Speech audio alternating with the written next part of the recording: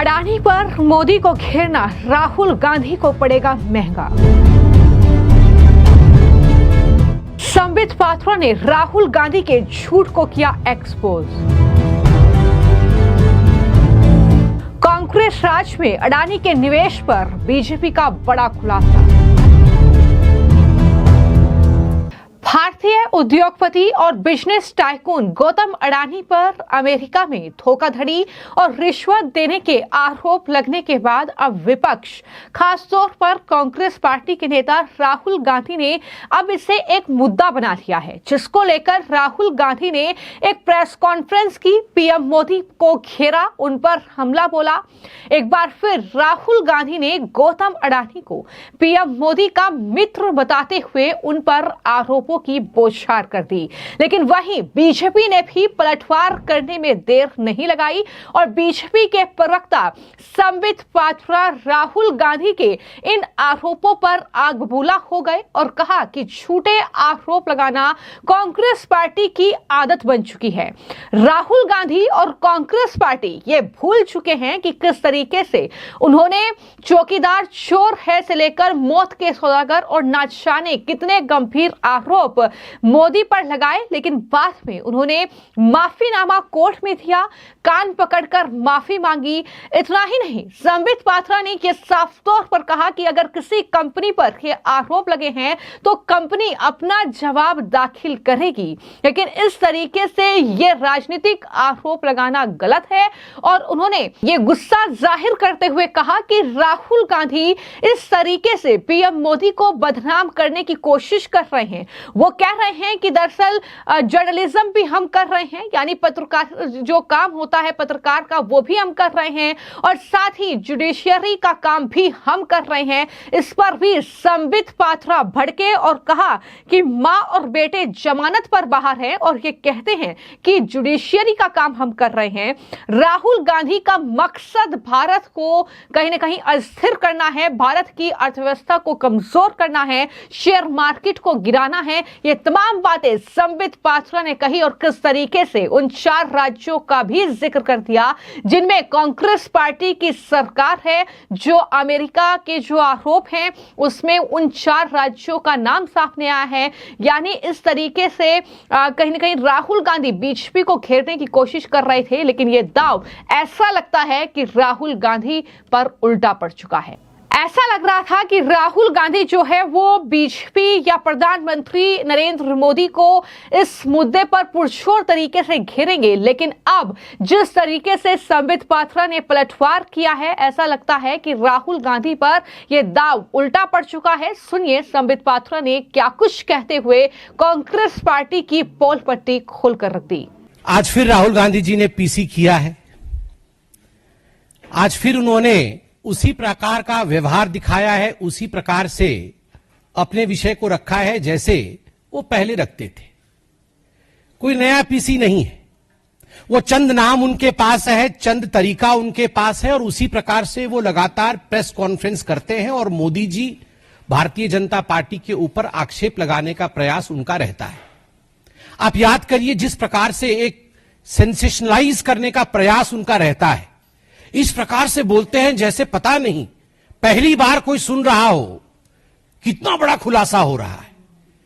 मुझे याद है 2019 से पहले राफेल को लेकर इसी प्रकार राहुल गांधी प्रकट हुए थे कि बहुत बड़ा खुलासा होने वाला है, अब पूरे विश्व में हलचल मच गया है, चौकीदार चोर है, इत्यादि इत्यादि।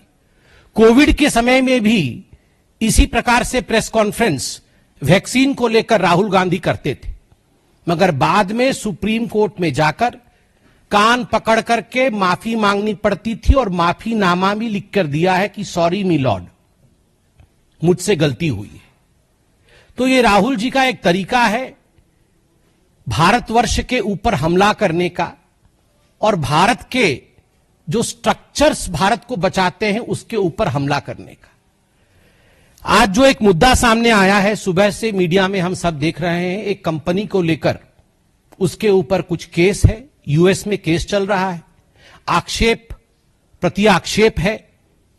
हम लोगों का स्पष्ट मानना है, जहां तक कंपनी और कंपनी का केस का विषय है, कंपनी उस पर अपना स्टेटमेंट जारी करेगी, कंपनी उस पर अपना बचाव स्वयं करेगी। Law will take its own course. मगर जिस प्रकार से आज डॉक्यूमेंट्स सामने रखे गए, सुबह से मीडिया में हमने भी डॉक्यूमेंट्स देखे। The public, in fact because the documents are in the public domain, people of this country have also seen the documents.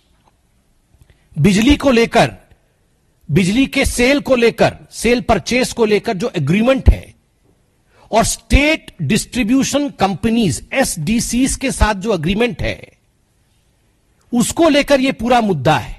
US और भारत, इन दोनों के बीच इलेक्ट्रिसिटी का लेन देन, दो कंपनियां हैं, एक भारत की कंपनी है, एक यूएस की कंपनी है, और भारत के 4 राज्य हैं।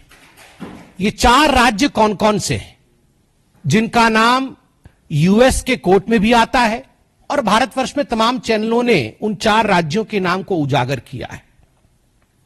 यह पूरा मामला जुलाई 2021 से फरवरी 2022 के बीच का है। जुलाई 2021 से फरवरी 2022 के बीच का है। और उस समय जो 4 राज्य में SDC, state distribution company, electricity distribution company, वो स्टेट की ही प्रॉपर्टी होती है, स्टेट गवर्नमेंट की। छत्तीसगढ़ की सरकार, छत्तीसगढ़ में किसकी सरकार थी? कांग्रेस पार्टी की, भूपेश बघेल जी की सरकार छत्तीसगढ़ में उस समय मौजूद थी। डॉक्यूमेंट्स में भी मौजूद है। उस समय आंध्र प्रदेश में, जहां सबसे ज्यादा लेन देन के विषय में चर्चा हुई, दीज आर ऑल एलिगेशंस, ये जो तथाकथित लेन देन के विषय में बातचीत हुई है, सर्वाधिक आंध्र प्रदेश में हुई है। किसकी सरकार थी आंध्र प्रदेश में? क्या भारतीय जनता पार्टी की सरकार थी? नहीं। क्या हमारी समर्थित सरकार थी? नहीं। किसकी सरकार थी? वाईएसआरसीपी की सरकार थी। उस समय तमिलनाडु में, क्योंकि तमिलनाडु का नाम भी इसमें आता है, उनके स्टेट डिस्ट्रीब्यूशन कंपनी का नाम आता है। किसकी सरकार थी? डीएमके, आपके सहयोगी स्टालिन जी की सरकार थी, डीएमके की सरकार थी। उस समय उड़ीसा में किसकी सरकार थी? बीजेडी की सरकार थी। तो स्वाभाविक रूप से ये चारों राज्य जिसका जिक्र डॉक्यूमेंटेशन में सामने आया है, यूएस में सामने आया है, उन चारों राज्य में ना तो हमारे मुख्यमंत्री थे और ना ही हमारी समर्थित सरकार थी, कांग्रेस और उनके सहायक दलों की सरकार थी। और आज राहुल जी ने अपने प्रेस कॉन्फ्रेंस में कहा है कि उन्हें कोई आपत्ति नहीं यदि किसी भी पूर्व मुख्यमंत्री से या उनके पूर्व नेता से पूछताछ हो, तो ठीक है, भूपेश बघेल जी से पूछताछ हो, हमें भी कोई आपत्ति नहीं है। ये चारों राज्य के जो मुख्य नेता हैं, जिनके अंडर में इलेक्ट्रिसिटी बोर्ड इत्यादि रहा होगा, इनके मुख्यमंत्री हो, उनसे पूछताछ करें, हमें काहे की आपत्ति होगी? आप केस करिए ना, आप केस करिए, बिल्कुल पूछताछ करिए। और आपने एक बोर्ड दिखाया, बिजली का बिल आपका और मुनाफा उनका।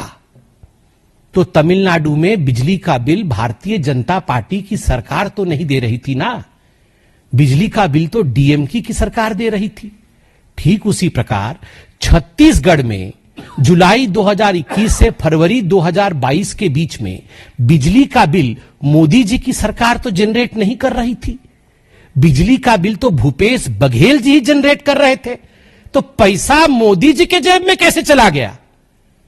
पैसा तो वहीं के मुख्यमंत्री और वहां के एसडीसी के कंपनी के जेब में जाएगा ना। आपके मुताबिक आपने कहा मुनाफा उनका, तो उनका कौन है? उनका तो ये चारों राज्य में, हमारा कोई नहीं है, उनका तो आप ही के हैं। तो इसका जवाब राहुल जी आप दीजिए। राहुल जी ने आज बार बार कहा मोदी जी की क्रेडिबिलिटी खत्म हो गई, मोदी जी आज से क्रेडिबल नहीं रहे, अडानी के पीछे मोदी जी खड़े हैं, इसलिए आज से उनकी क्रेडिबिलिटी ग्लोबल स्तर पे खत्म हो गई। राहुल जी कान खोल के सुन लीजिए, ये मोदी जी की क्रेडिबिलिटी को समाप्त करने की चेष्टा और कोशिश कोई आप पहली बार नहीं कर रहे हैं। सन 2002 से मोदी जी की क्रेडिबिलिटी को ध्वस्त करने की चेष्टा आप, आपकी माताश्री और आपकी पार्टी लगातार कर रही है। मौत के सौदागर से तुम नीच हो, पाकिस्तान में जाकर मोदी को समाप्त करना है, से चौकीदार चोर है तक ऐसे 100 गालियां मैं गिनवा सकता हूं जहां आपने कहा कि मोदी की क्रेडिबिलिटी खत्म हो गई है और मोदी के इमेज पर डेंट पड़ गया है। मगर राहुल जी, जब आप पीसी कर रहे थे और जब मैं पीसी कर रहा हूं, तो हमारे देश के आदरणीय प्रधानमंत्री नरेंद्र मोदी जी की क्रेडिबिलिटी आज इतनी हाई है कि हमारे देश से कोसों मील दूर, हजारों मील दूर दूसरे देश में आज हाईएस्ट सिविलियन अवार्ड उन्हें दिया जा रहा है। यह है मोदी की क्रेडिबिलिटी। न मौत के सौदागर से मोदी जी की क्रेडिबिलिटी पे डेंट पड़ा, न चौकीदार चोर है कहने से मोदी जी की क्रेडिबिलिटी पे डेंट पड़ा, क्योंकि देश की जनता जानती है कौन क्रेडिबल है और किसकी क्रेडिबिलिटी नहीं है। देश की जनता सटीक भाव से जानती है। बंधुगण, स्ट्रक्चर की बात हुई है कि बहुत बड़ा स्ट्रक्चर है, हम स्ट्रक्चर दिखाएंगे। अरे राहुल गांधी जी, हमें भी पता है, हमें भी पता है आपके स्ट्रक्चर के विषय में। ये इल्हान ओमर और ये जॉर्ज सोरोस, ये जो आपका स्ट्रक्चर है ना, अंतरराष्ट्रीय स्ट्रक्चर, इस स्ट्रक्चर के विषय में हमें भी पता है। और आपके स्ट्रक्चर का नियत क्या है? आपकी जो अंतरराष्ट्रीय स्ट्रक्चर है वो भारतवर्ष के मार्केट के ऊपर आघात करना चाहती है, निरंतर आघात करती रहती है। ये गांधी परिवार और ये कांग्रेस पार्टी ये सहन नहीं कर सकती है कि आज भारत की अर्थव्यवस्था विश्व में तीसरे नंबर की ओर बढ़ रही है। अभी हम चौथे नंबर पर हैं और विश्व में यथाशीघ्र हम तीसरे नंबर की अर्थव्यवस्था होंगे। यह राहुल गांधी और गांधी परिवार, कांग्रेस पार्टी ये सहन नहीं कर पा रही है। इसलिए ये इंडिया के मार्केट के ऊपर, भारत के मार्केट के ऊपर आक्रमण पे आक्रमण कर रही है। आज सुबह 4 बजे से इनका पूरा स्ट्रक्चर लगा हुआ है। ट्वीट करना, सोशल मीडिया में इन्फ्लुएंस करना, अंतर्राष्ट्रीय मार्केट में एक मैसेज देना और इंडिया के मार्केट को गिराने का प्रयास करना। लगभग 2.5 करोड़ निवेशक, छोटे निवेशक, जिन्होंने अपनी पूंजी, कम धन का निवेश, अपनी पूंजी जिन्होंने शेयर मार्केट में लगाया था, आज उनको भारी नुकसान झेलना पड़ा है। छोटे निवेशकों को, लोअर मिडिल क्लास के लोगों को, 2.5 करोड़ लोगों को, माफ करिएगा, 2.5 करोड़ लोगों को यह झेलना पड़ा है।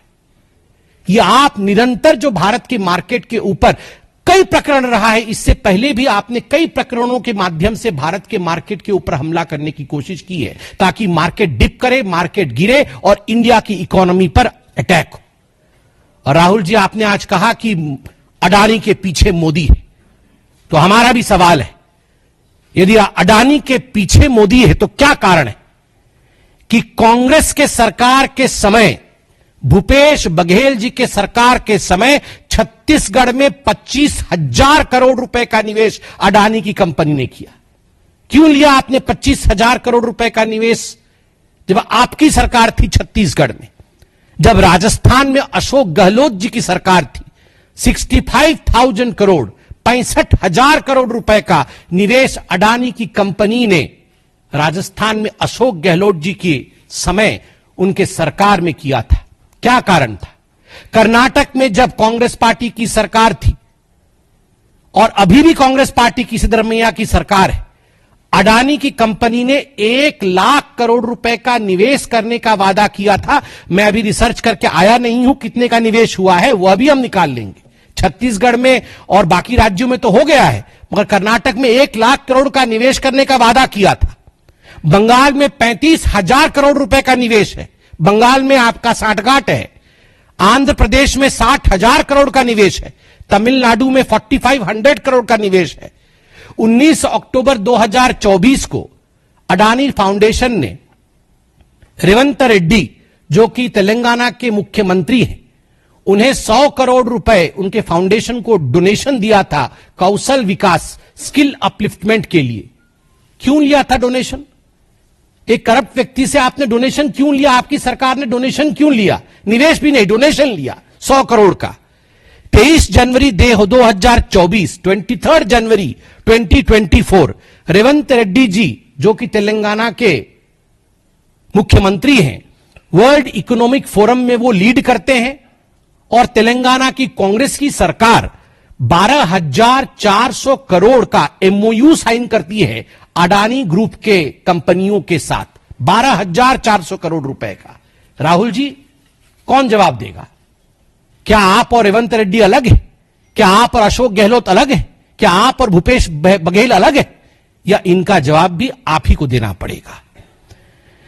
मैं आज राहुल जी से पूछना चाहता हूं, और हमने भी 12 वर्ष से मैं प्रवक्ता के पद पे मैं अब देख रहा हूं कि चाहे 2G का केस हो, चाहे CWG का केस हो, कोल स्कैम हो, इन सभी विषयों को लेकर भारतीय जनता पार्टी उस समय कोर्ट में जाती थी। अरुण जेटली जी हमारे बीच में नहीं है, प्रभु उनके आत्मा को शांति दे। देश विदेश के एक कद्दावर नेता और एक बहुत बड़े स्थापित वकील थे।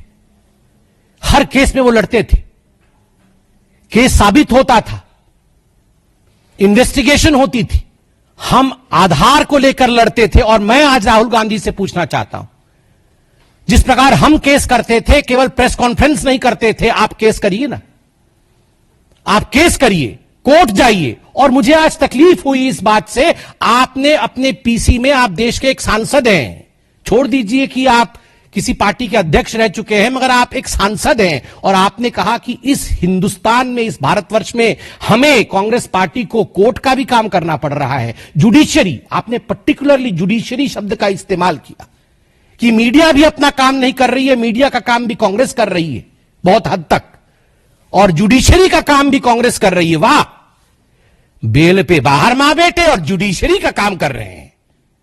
आधे लोग तो बेल पे बाहर हैं और ये जुडिशियरी का काम कर रहे हैं। बताइए, इस पे तो कंटेम्प्ट ऑफ कोर्ट होना चाहिए, सुओ मोटो कॉग्निजेंस लेना चाहिए कि जुडिशियरी का काम कर रहे हैं। और आज तो मुझे बड़ा दुख लगा, हमारे एक पत्रकार बंधु ने 3 सवाल क्या पूछ लिए, उनसे ऐसे झेप गए कि ये बीजेपी का। अरे भैया, पत्रकार हैं, आप भी तो हमसे पूछेंगे। अभी राहुल गांधी ने ऐसा कहा, कभी हम गुस्साते हैं? कभी नहीं भैया, आपका कर्तव्य है, आपका काम है, आप सवाल पूछेंगे। और वहां बोल रहे हैं आप बीजेपी का सवाल पूछ रहे हैं। बीजेपी का सवाल नहीं है, वाजिब सवाल था, उत्तर नहीं है, इसलिए आप झेप गए थे। राहुल जी कह रहे थे इंडिया हाईजैक हो गया है। गलत, टेंस गलत है, पास्ट टेंस में होना चाहिए था, फ्यूचर टेंस और प्रेजेंट टेंस में नहीं। इंडिया हाईजैक हो गया था। गांधी परिवार, ये नकली गांधी परिवार उसके हाईजैकर थे। कमांडो ने मुक्त कराया है हाईजैकिंग से।